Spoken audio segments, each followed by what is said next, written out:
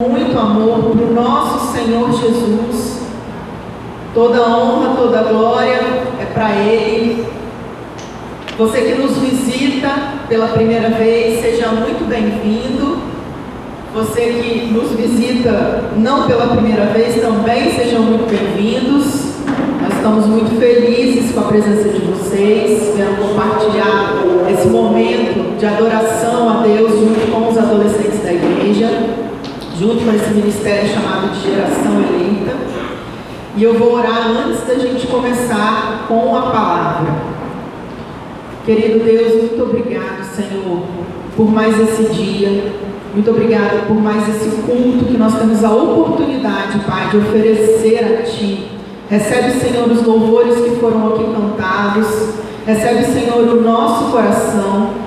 E enche, Senhor, como disse o último louvor, enche-nos até que a gente transborde, Senhor. Que a gente não saia daqui da mesma maneira que nós entramos. Que o Senhor nos encha com a Tua palavra, com o Teu amor, com a Tua alegria, com o Teu perdão. Fala conosco, Espírito Santo, em nome de Jesus. Amém. Sem mais delongas, vamos para a palavra que está lá em Marcos, capítulo 14. Marcos 14, versos 51 e 52. Evangelho de Marcos, capítulo 14, versos 51 e 52. Amém? Quem achou, diga discípulo. Vamos lá. Diz assim. Eu separei... esse não é o slide então. Eu separei duas versões pra gente. A gente vai ler as duas versões. Um jovem coberto unicamente com um lençol seguia Jesus. Eles o agarraram, mas ele largou o lençol e fugiu nu. Põe para mim, por favor, Filipinho, o slide, a outra versão. Essa versão que a gente leu agora, essa daí, é a versão da Almeida, Revista Atualizada. Eu separei uma outra versão que é da Bíblia A Mensagem, ou O Caminho, que é uma versão mais contemporânea, que diz assim: um jovem seguia o grupo de longe. Se você não tem essa versão, escreve aí na sua Bíblia, quem pode, de longe. Tudo que ele trazia sobre o corpo era um lençol. Alguns daqueles homens tentaram agarrá-lo, mas ele escapou, fugiu deixando o lençol para trás. A gente sempre gosta de trazer mais de uma versão, porque a gente acaba complementando, né, a palavra e enriquecendo o nosso ensino. Gente, aqui nesse cenário desses versos 51 e 52, nós estamos vendo um dos dias mais importantes da história de Jerusalém, onde aconteceu a prisão, a crucificação, a morte de Jesus. Então eram dias muito importantes. E o Evangelho de Marcos, ele é o único que traz essa passagem. Nós estamos estudando juntos aqui na igreja, lendo, né, o Novo Testamento. A gente fez um desafio de 181 dias. A gente já passou pelo Evangelho de Mateus, de Marcos, de Lucas, e agora a gente está quase finalizando de João. E a gente pode observar que os evangelhos, eles, né, cada um dá a sua versão daquilo que eles viveram junto com Jesus. Alguns juntos e outros de ouvir, né, os outros contaram. E Marcos, ele é o único que relata a respeito desse jovem. E esse jovem tem muita coisa em comum com a gente, conosco. Por isso que nós trouxemos essa palavra hoje.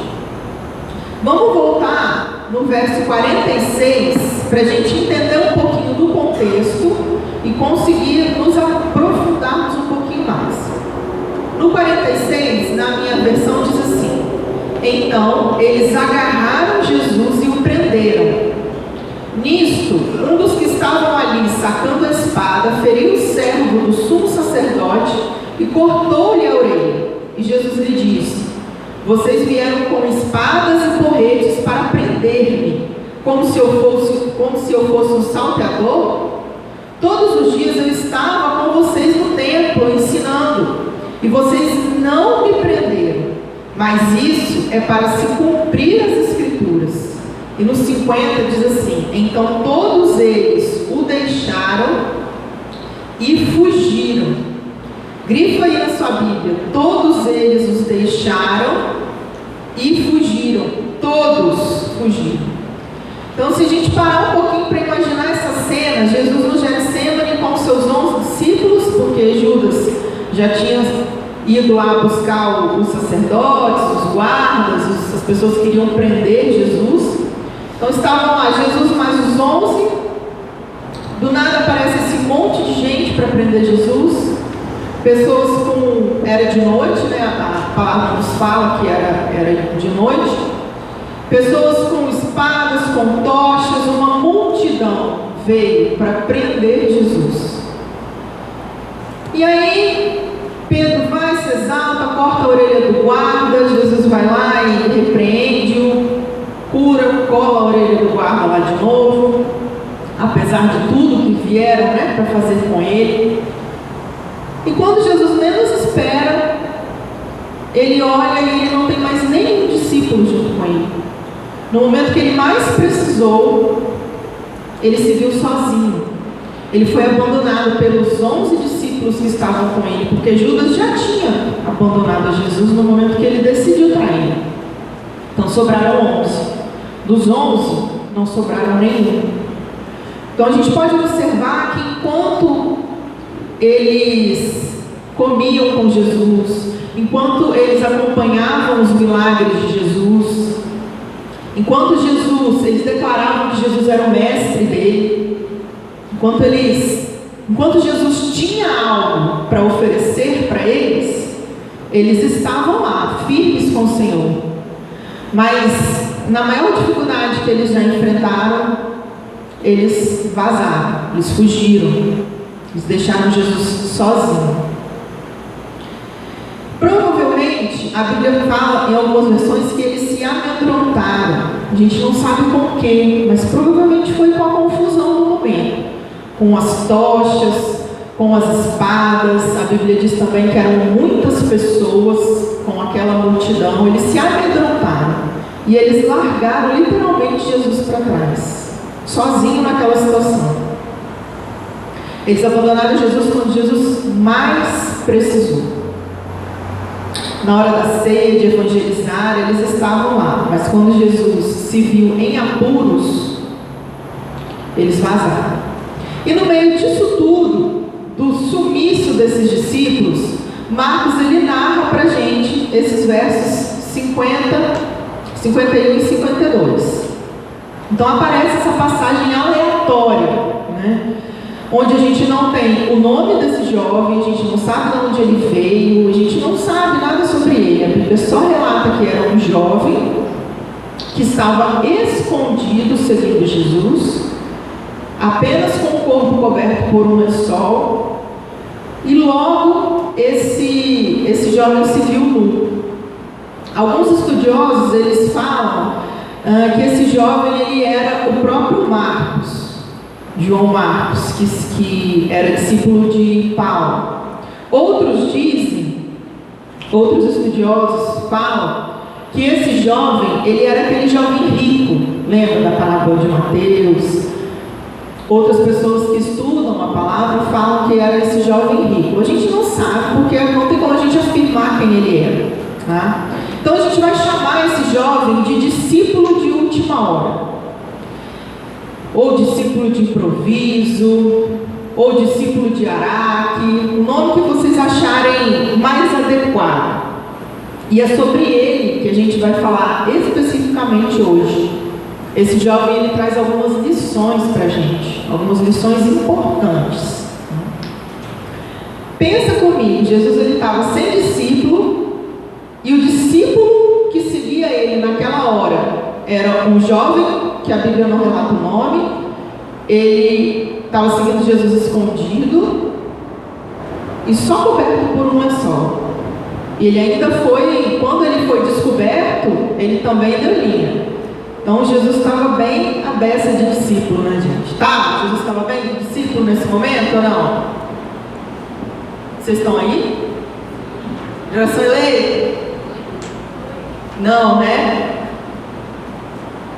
E aqui a gente para um pouquinho e vai analisar essa mensagem que traz pra gente, eu separei 3 pontos-chave, 3 pontos importantes que vão ensinar muita coisa pra gente. Tá? O primeiro é o seguinte, se você está anotando, anota aí. Esse jovem, ele seguia a multidão. Ele estava indo atrás da multidão. Jesus estava sendo carregado, preso pela multidão, e esse jovem ia atrás dessa multidão. Assim, hoje, nos nossos dias, como a maioria das pessoas, dos nossos adolescentes, dos nossos jovens, que vão seguindo a multidão. Ele não estava preparado para seguir Jesus. Se ele tivesse preparado, primeiro, ele não estava dormindo, né? E ele não ia sair de casa coberto com um lençol apenas.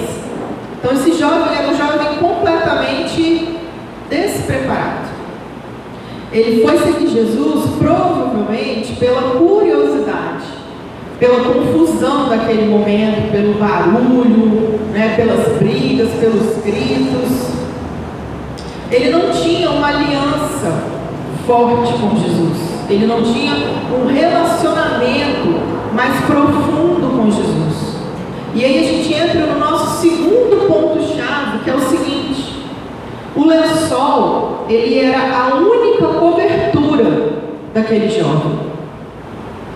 E esse lençol, ele mostra pra gente algumas coisas, principalmente a questão da superficialidade. Esse jovem, ele não se preparou, como nós vimos, para sair de casa, para ir atrás de Jesus. Ele saiu apenas com aquele lençol, rapidamente ele foi descoberto, saiu pelado, passando vergonha. Se ele tivesse preparado, se ele tivesse saído de casa com roupa, com sapato, provavelmente ele não teria passado essa vergonha, né? Mas isso mostra pra gente que as raízes relacionais desse jovem, elas eram muito rasas com Deus. E nos ensina a aprofundar as nossas raízes com o Senhor, para que nós não sejamos encontrados despreparados, cobertos apenas com um lençol, com uma cobertura espiritual fraca.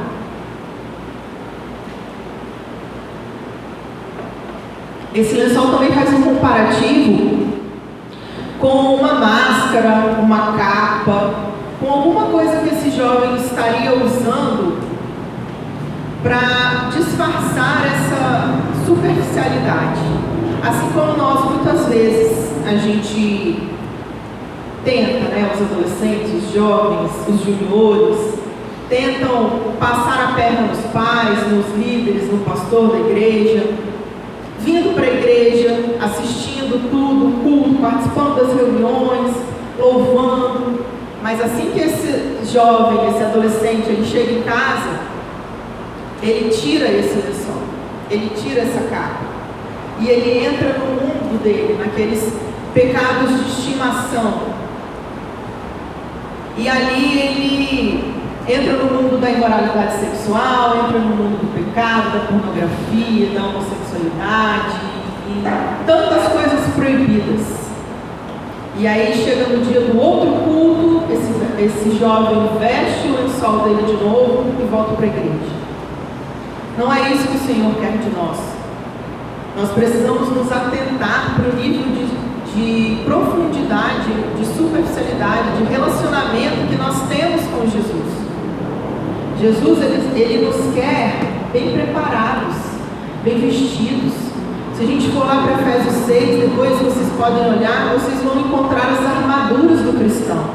Nós precisamos ter o nosso corpo físico e espiritual coberto e preparado com as armaduras da fé, para a gente enfrentar os inimigos, para a gente enfrentar aquilo que Satanás coloca na nossa vida, senão a gente não vai conseguir. Se a gente tiver um relacionamento superficial com Deus, a gente não vai conseguir fugir desses pecados que nos consomem, que a gente tem tanta dificuldade para deixar eles de lado. Não é inteligente que a gente se vista só com um lençol. Nós precisamos da roupa completa, da armadura completa. E no ponto 3, um outro ponto-chave, diz pra gente que esse jovem, ele fazia o que dava certo. Ele não fazia o que era certo. Ele fazia aquilo que ia resultar para ele numa coisa positiva. Ele não pensou se aquilo que ele estava fazendo, em sair à noite, de madrugada, vestido apenas, coberto apenas com um lençol, se aquilo estava certo ou não. Ele deve ter pensado, né? Eu imaginando a cabeça dele. Ele deve ter pensado, tá de noite, tá de madrugada. Todo mundo aqui, naquela época, né? As pessoas usavam as roupas muito largas. Ele pensou, ninguém vai perceber. Primeiro que não tem luz elétrica. Ninguém vai perceber que eu estou com esse lençol aqui. Ele é largo mesmo. Eu vou lá ver o que está acontecendo. Vou lá dar uma olhada na prisão de Jesus. Vou ver qual é. E nisso dele sair despreparado, a cobertura dele foi arrancada e ele passou muita vergonha. Quantas situações nós já passamos dessa maneira? De pensar e fazer aquilo que não é o certo, mas que vai dar um resultado bom no final. Por exemplo, tenho uma prova amanhã, eu não estudei direito para a prova e eu vou colar. Vou colar rapidinho ali, não vai prejudicar ninguém, a professora não vai ver, ninguém está vendo, mas Deus está te vendo e vai te prejudicar. Uma outra coisa muito comum que a gente escuta, eu vou ali, aquela garota está me dando mole, vou ali só dar uns beijinhos, vou ficar com um, vou ficar com o outro, não vai me fazer mal, não vai fazer mal para ninguém, meus pais não vão descobrir, mas Deus está vendo. Então a gente precisa se atentar, focar naquilo que é o certo, segundo a palavra de Deus, segundo a cosmovisão bíblica, não segundo aquilo que o mundo ensina a gente a fazer, não segundo aquilo que os nossos amigos da escola, da faculdade, do estágio falam para a gente fazer.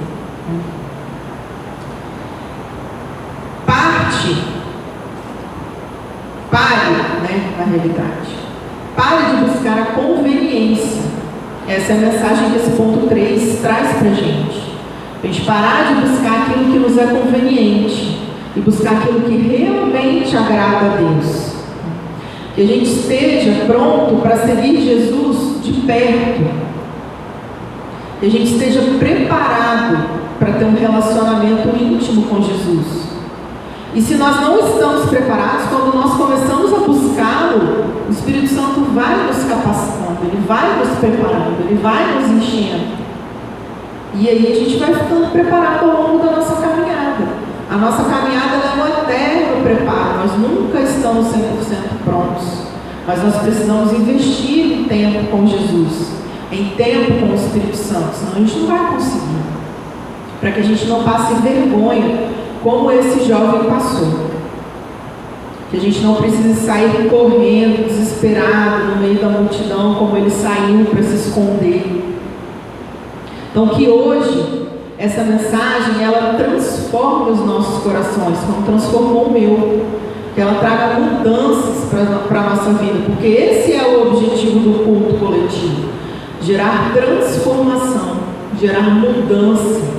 A gente precisa disso, dessa mudança constante, para que a gente alcance cada vez mais, para que a gente fique cada vez mais parecido com Jesus, com as virtudes dele, com o caráter dele.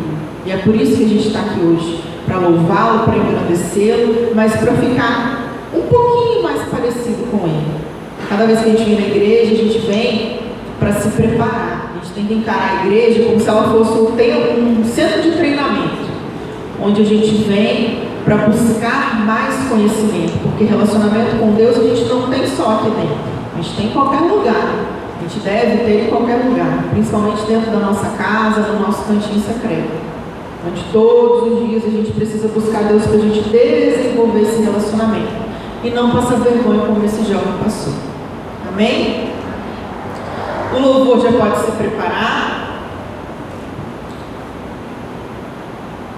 Eu vou passar a palavra para o louvor, aí depois a gente faz os avisos e finaliza, ok? Amém, irmãos? Amém. Vocês estão muito desanimados hoje. Todo mundo cansado, mas vamos se alegrar porque é para Jesus, não é para a gente.